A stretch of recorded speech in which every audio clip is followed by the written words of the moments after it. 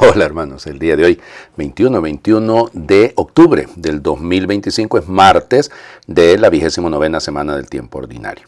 Muy bien, hoy les voy a hablar de un par de beatos, son la primera pareja beatificada juntos de la historia. Ha habido algunos que fueron beatificados separados. No son los primeros santos pareja de la historia, porque esos son los papás de Santa Teresita del Niño Jesús, ¿no? Pero en estos casos fueron los primeros. Se trata de don Luigi, el beato Luigi Beltrame o Luis Quattrocchi y doña María Corsini. Beltrame Quattrocchi, pues evidentemente. Él nace el 12 de enero de 1880, ella 4 años más tarde, el 24 de junio de 1884. Él murió primero, él murió en 1951, un 9 de noviembre. Y ella va a morir hasta el 65, ¿no? 65, el 26 de agosto. Fíjense, la fiesta, hay dos opciones, porque fueron beatificados precisamente un 21 de octubre, cuando se cumplían 20 años, ¿no? De la Familiaris Consortio en el 2001. Y entonces ahí se quedó la fecha. Lo que pasa es que en algunas partes, y sobre todo en Italia, se ha preferido celebrarles el 25 de noviembre, porque es la fecha del matrimonio, es el aniversario de bodas. Indistintamente, da igual, ¿no? Vamos. Don Luigi era hijo de un señor que se llamaba Carlo y doña señora que se llamaba Francesca o Francisca, pues. Era Beltrame. Él se va a poner lo de Quattrocchi porque resulta ser que sus tíos, Stefania y Luigi, le van a adoptar. Y el apellido es Quattrocchi. Y entonces por eso ellos no tuvieron hijos. Y entonces de ahí viene el que lo adoptasen. Ellos fueron los que lo ayudaron con los estudios. Él estudió originalmente en Ancona y él había nacido en Catania. En Catania, pues es en Sicilia, ¿no? Y se trasladó a Ancona y luego pasa a Roma, ahí estudia jurisprudencia en la Sapienza, se gradúa de Derecho en 1902 y bueno, ya les digo, empieza a trabajar como intendente. Él llegó a ser evidente miembro de junta directiva de varios bancos, incluido el Banco de Italia. Y por su parte, doña María Luisa Corsini, ella había nacido en Florencia, ya les dije, en 1884, y la familia de ella es una familia, vamos, de Alcurnia, ¿no? Los Corsini. Su papá se llamaba Angiolo, era miembro del ejército, y su mamá se llamaba Giulia. Bueno, y entonces el problema es que, como el papá es militar, entonces le toca andarse moviendo en varios lugares. Estuvo en Arezzo, estuvo en Roma. Una educación extraordinaria, ¿no?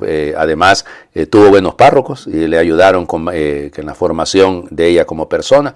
Sí, llevaba una vida religiosa bastante estricta, asistía a misa. En el caso de Luigi no era así. Luigi no tenía ese tipo de vida. Bueno, y ya les digo, si se gradúa ella también como profesora y se vuelve profesora de educación, pues de educación, y vamos. El tema es pues que estoy pensando que también ella era una persona que le gustaba dar conferencias y no solamente era formadora como profesora fija en la escuela pública, sino que también estuvo, como les digo, cumplía esa tarea de ir dando conferencias sobre la vida, la educación y todo. Bueno, entonces, fíjense. ¿Cómo ocurrió la cosa? Resulta que tenían un amigo en común, un amigo de familia, y ahí fue donde se conocieron en la casa de la familia de ella en Florencia. Y el amor. Dios mío, aquello, porque no estaban en el mismo lugar, ¿no? Él estaba en Roma y estaba en Florencia. Y entonces resulta ser que van las cartas y todo, siempre llenas de un profundo amor, ¿no? Y se casaron. Como les decía, un 25 de noviembre de 1905, ahí en la Basílica de Santa María la Mayor. Sí, ahí hay una capillita que es la capillita Corsini. Como ella era apellido Corsini, pues ahí fue donde se fue. Bueno, al inicio vivieron con el resto de la familia, ¿no? Con los papás, con los abuelos. Bueno, miren, insisto, ella era muy devota, él no. Él no. Y entonces va a ser ella la que lo va a ayudar. Tuvieron 3 hijos, Filippo, Stefania y Cesare. Y el problema fue el 4º embarazo, porque tenía problemas con la placenta de la criatura. Y ya les digo, los médicos le dijeron que había que abortar. Dios mío, no. Él dijo que no. Y le advirtieron, vas a terminar viudo bastante joven con 3 hijos. Y ella dijo, no. el niño va a nacer. Y ahí sí, y ahí vino Enriqueta, ¿ya? Y yo les digo, es una... de hecho, Enriqueta estuvo en la beatificación de los papás y estuvieron ahí los hermanos, dos de los hermanos estuvieron con ella. Imagínense ustedes qué bonito. Alguno me preguntaba eso cuando fue la canonización de Carlo Acutis, si había habido algún caso en el que estuvieran los familiares de... Sí, pues este es uno. Ahí estaban los 3 hijos en el momento de la beatificación en el 2000.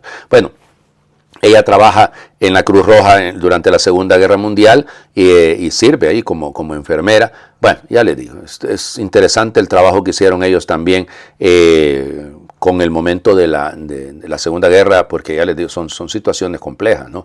las que vivieron ellos. Entonces, ella lo fue llevando a la fe. A la fe, él no era creyente, pero no era tan comprometido. Y ya les digo, empezaron a entrar, ellos tuvieron que ver con los Scouts, sí, con la Asociación Scout ahí en Italia, con la Acción Católica, que es uno de los primeros, llamémosles, movimientos apostólicos de la Iglesia. También ella estuvo muy vinculada con las asociaciones de enfermeras, y eso tenía que ver, ellos organizaban o participaban de las peregrinaciones que se hacían a Loreto, a Lourdes, y en fin. Y luego fueron miembros los dos de la Tercera Orden Regular de San Francisco de la Penitencia. Bueno, y ya les digo, es una vida preciosa, ¿no? Porque realmente estuvieron metidos en cualquier cantidad de instituciones de la iglesia y de todo, ¿no?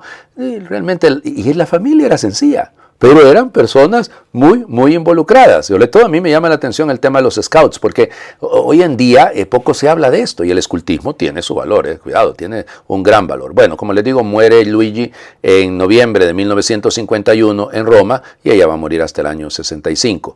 Bueno, ambos fueron enterrados ahí en el santuario de Nuestra Señora de la Madonna del Divino Amore, ahí en Roma. Bueno, y entonces ellos dejaron una fundación que se armó en su honor, y que lo que tiene esa fundación como fin es ayudarle a las parejas que quieren casarse y pues llevarlas, ¿no?, en el proceso. Bueno, la beatificación, el proceso de beatificación realmente no duró tanto, ¿no? Porque el proceso empezó en 1994 y ya les digo, se hizo todo el trabajo rápido y fueron, como ya saben, beatificados un 21 de octubre del año 2000. Yo sinceramente les digo, pidamos al Señor para que pronto sean canonizados.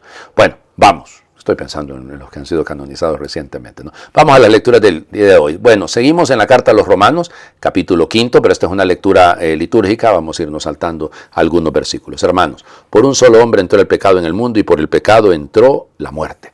Y así la muerte pasó a todos los hombres, porque todos pecaron. Ahora bien, el don de Dios supera con mucho al delito. Pues si por el delito de un solo hombre todos fueron castigados con la muerte, por el don de un solo hombre, Jesucristo, se ha desbordado sobre todos la abundancia de la vida y la gracia de Dios. En efecto, si por el pecado de un solo hombre estableció la muerte su reinado, con mucha mayor razón reinarán en la vida por un solo hombre, Jesucristo, aquellos que reciben la gracia sobreabundante que los hace justos. En resumen, así como por el pecado de un solo hombre, Adán, vino la condenación para todos, así por la justicia de un solo hombre, Jesucristo, ha venido para todos la justificación que da la vida. Y así como por la desobediencia de uno todos fueron hechos pecadores, así por la obediencia de uno solo todos serán hechos justos. De modo que, donde abundó el pecado, sobreabundó la gracia, para que así como el pecado tuvo poder para causar la muerte, así también la gracia de Dios, al justificarnos, tenga poder para conducirnos a la vida eterna por medio de Jesús nuestro Señor.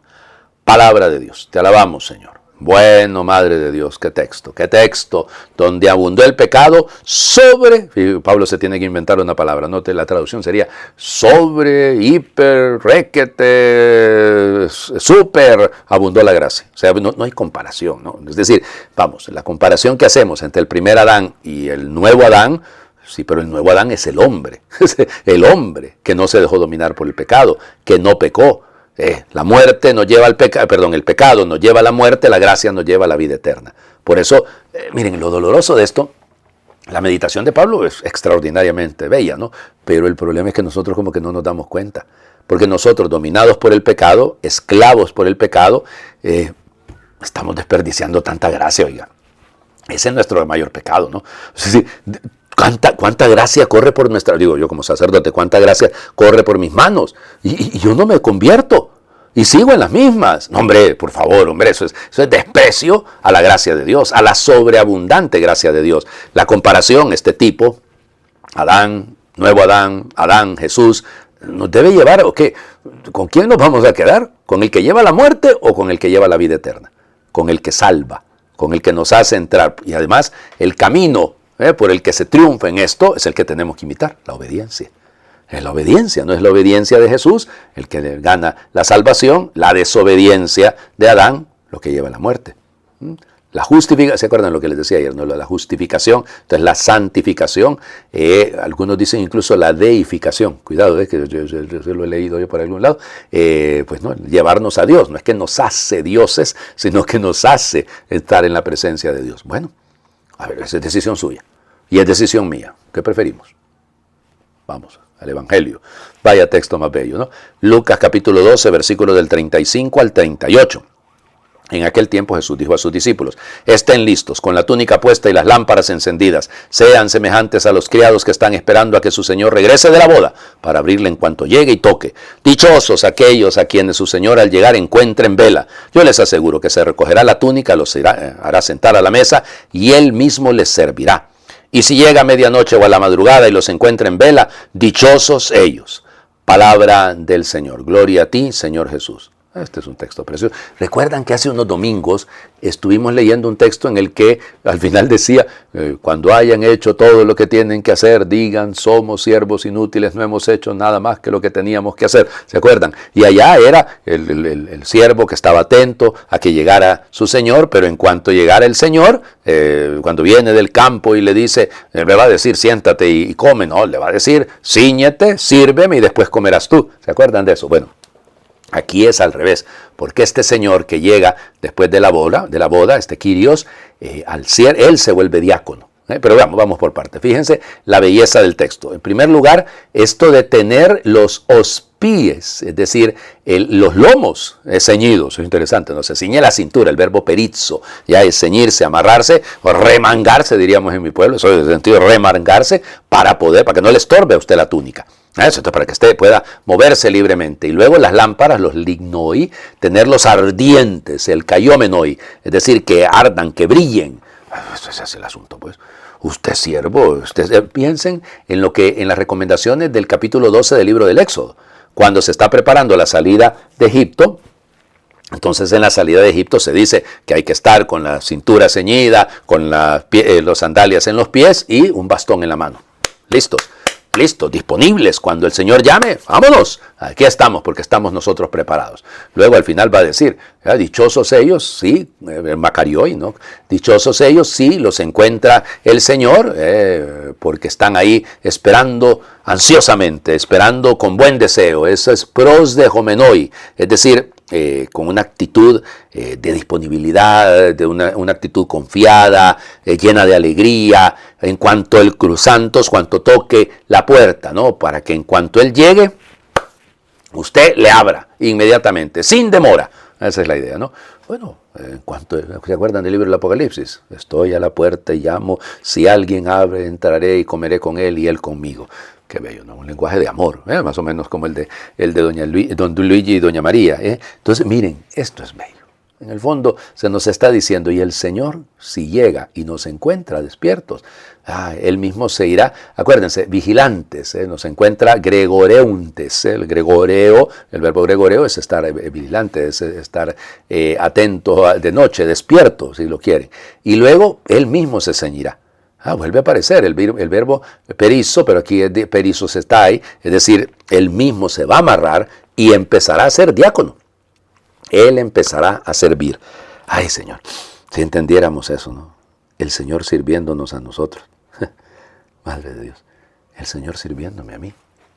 El Señor ciñéndose la cintura para darme de comer, para alimentarme. Eso es lo que sigue haciendo, ¿no?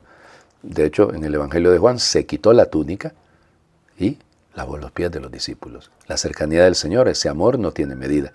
Y por eso, y luego ya al final dice, y si así los encuentra, a la vigilia, a la segunda o a la tercera vigilia, dice eso, ¿no? Deutera trite filaqué, Es decir, acuérdense que las vigilias comenzaban a las 6 de la tarde y eran pues de 6 a 9, de 9 a 12, de 12 a 3. Entonces aquí estamos hablando de lo que va de las 9 a las 3 de la mañana, digamos. Si los encuentra así, si los encuentra perseverando, hombre, dichosos ellos, todavía más aún. Yo creo que a veces no captamos el asunto, ¿eh? No nos damos cuenta de la necesidad que tenemos nosotros. Porque si no, ya les digo, se desperdicia la sobreabundancia de gracia. Porque nosotros no estamos atentos. ¿Cuántas veces nos hemos perdido oportunidades de vivir en la gracia de Dios? Por tercos. Por tercos.